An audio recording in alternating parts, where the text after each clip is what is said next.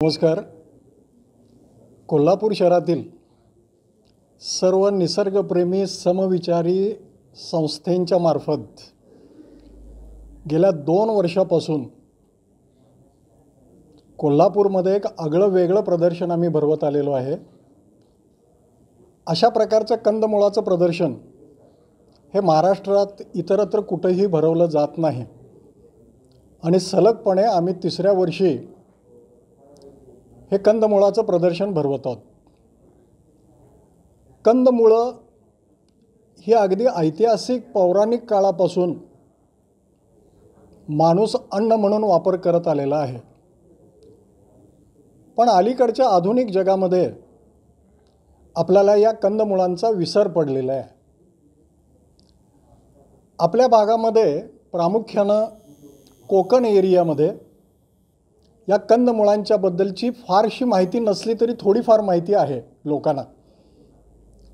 पण गोवा, कर्नाटक, केरळ, तमिळनाडू या राज्यामध्ये मात्र समुद्रकिनारी राहणारे जे सगळे प्रदेशात राहणारे जे लोक आहेत, या सगळ्या लोक या कंदमुळांना ओळखतात आणि या कंदमुळांचा ते औषध म्हणून आणि त्याचप्रमाणे अन्न म्हणूनही वापर करतात. पण महाराष्ट्रामध्ये कंदमुळाच्या बाबत फारशी जागृती झालेली नाही. ही जागृती व्हावी, लोकांना कंदमुळांच्या बद्दलची माहिती मिळावी, हा एवढाच हेतू नाही आहे आमचा. तर शेतकऱ्यांनी या कंदमुळांची शेतामध्ये लागवड करून त्याचंही उत्पादन घ्यावं ही आमची इच्छा आहे. म्हणून यावर्षी आम्ही सलग 3ऱ्या वर्षी कंदमुळांचं प्रदर्शन भरवत आहोत. याच्यामध्ये जवळपास 100 कंदमुळं प्रदर्शनामध्ये मांडली जाणार आहेत. आता या 100 कंदमुळं जी आहेत ही सगळी महाराष्ट्रातली नाही आहेत. आम्ही कर्नाटक, तमिळनाडू, केरळ या भागातून सुद्धा काही कंदमुळं आणलेली आहेत आणि आपल्याकडे सुद्धा आजरा, गडहिंग्लज, त्याचबरोबर चंदगड या भागामध्ये जे नैसर्गिकपणे वाढणारे जी कंदमुळं आहेत ती सगळी आम्ही गोळा केलेली आहेत आणि गेली सलग 3 वर्ष आम्ही त्याच्यावर काम करतो आहे. तर या कंदमुळाची लागवड केल्यानंतर सर्वात महत्त्वाचा भाग आहे की त्याच्यापासून रेसिपी कशी तयार करायची आहे, त्याचा अन्न म्हणून आपण वापर कसा करायचा आहे. तर गेली 2 वर्ष मोहन माने आणि आम्ही सर्वांनी मिळून हे कंद गोळा केले. पहिली 2 वर्ष आम्ही बाहेरून कंद आणून त्याचं प्रदर्शन भरवलं. पण सांगायला यावर्षी आनंद वाटतो की यावर्षी आम्ही बाहेरून फारसे कंद न आणता जे कंद आम्ही पूर्वी आणले होते त्याची लागवड केली, त्याच्या उत्पादनाचा पण अभ्यास केला आणि याच कंदांचं प्रदर्शन आज आपण 2 दिवसामध्ये कोल्हापूरमध्ये आयोजित करणार आहोत. आता लोकांना याच्याबद्दल आवड आहे, शेतकऱ्यांना आवड आहे. काही शेतकरी आता विचारतात की आम्ही सर लागवड करू का. तर त्याचं लागवड तंत्रज्ञान जे आहे ते सुद्धा आम्ही शेतकऱ्यांपर्यंत पोहोचवण्याचा प्रयत्न केलेला आहे, करतो आहे. आता दुसरा प्रश्न आहे की याचा अन्न म्हणून आपण वापर कसा करायचा, त्याच्यासाठी त्याच्यापासून अन्नाची निर्मिती कशी करायची आहे, डिशेस कशा वेगळ्या करायच्या आहेत. तर त्याचंही प्रात्यक्षिक यावर्षी आम्ही प्रदर्शनाच्या वेळी मांडणार आहोत. एस्पेशली कर्नाटकमध्ये जिथं याचा मोठ्या प्रमाणामध्ये वापर केला जातो, गोव्यामध्ये, तिथले काही लोक आम्ही निमंत्रित केलेले आहेत आणि ते लोक तुम्हाला सगळ्यांना रेसिपी सांगणार आहेत, म्हणजे कसं करायचं आहे ते आणि त्याची चव चाखता यावी याच्यासाठी काही खाद्यपदार्थसुद्धा लोकांच्यासाठी आम्ही उपलब्ध करून देणार आहोत. आणि सर्वात महत्त्वाचं, ज्यांना या कंदांची लागवड करायची इच्छा आहे, ह्याच्यातले काही कंद, सगळे देऊ शकणार नाही आम्ही यावर्षी, तर त्यातले काही कंद आम्ही विक्रीसाठी सुद्धा ठेवणार आहोत. तर ही या प्रदर्शनाची आजची खासियत आहे यावर्षीची. याचबरोबर जवळपास 150 औषधी वनस्पती यासुद्धा आम्ही प्रदर्शनात मांडणार आहोत. गेल्या वर्षीसुद्धा जवळपास मला वाटतं 100 औषधी वनस्पती आम्ही ठेवल्या होत्या.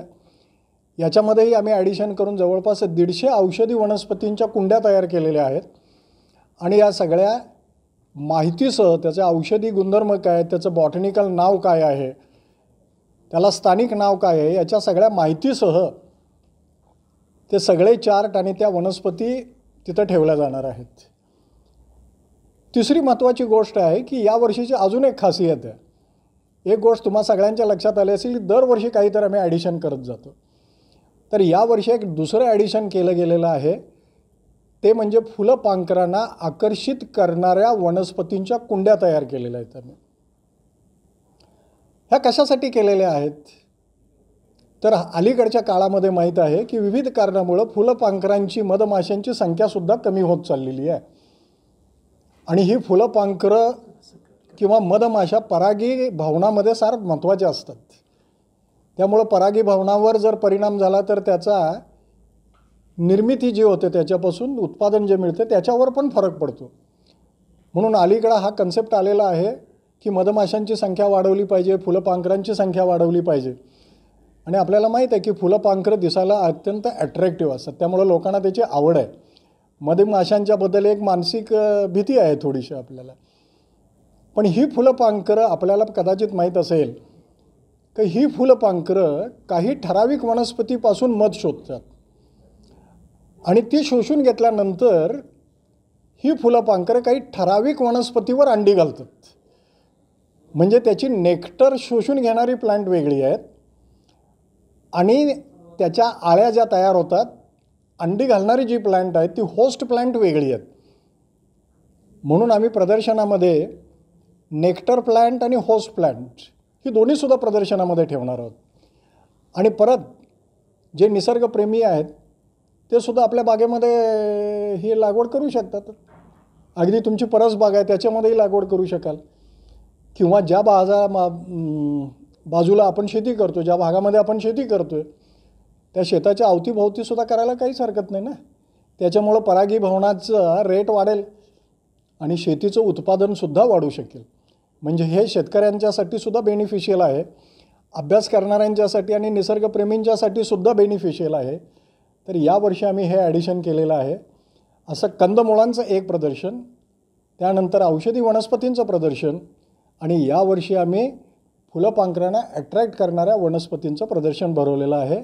ही या प्रदर्शनाची खासियत आहे.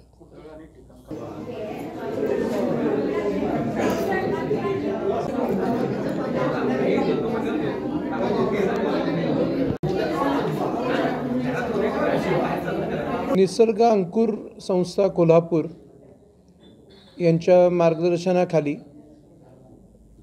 NGO compassion 24 Kolhapur we care, gardens club of Kolhapur, Manjiri Kapdekar classes, we care helpline आणि यूथ ॲनेक्स या संस्थेंच्या मार्फत आपण 18 आणि 19 रोजी शहाजी कॉलेज कोल्हापूर इथे कंदमुळं, औषधी वनस्पती व फुलपाखरांना अट्रॅक्ट करणारी जी झाडं आहेत त्याचं भव्य असं एक प्रदर्शन भरवतो आहे. हे तिसरं वर्ष आपलं या प्रदर्शनाचं आहे आणि डॉक्टर वाचुळकर सर, वाली सर आणि त्यांच्या निसर्ग अंकुर संस्थेतर्फे आणि आमचे मोहन माने यांच्या प्रयत्नातून ही प्रदर्शन आपण भरवतो आहे.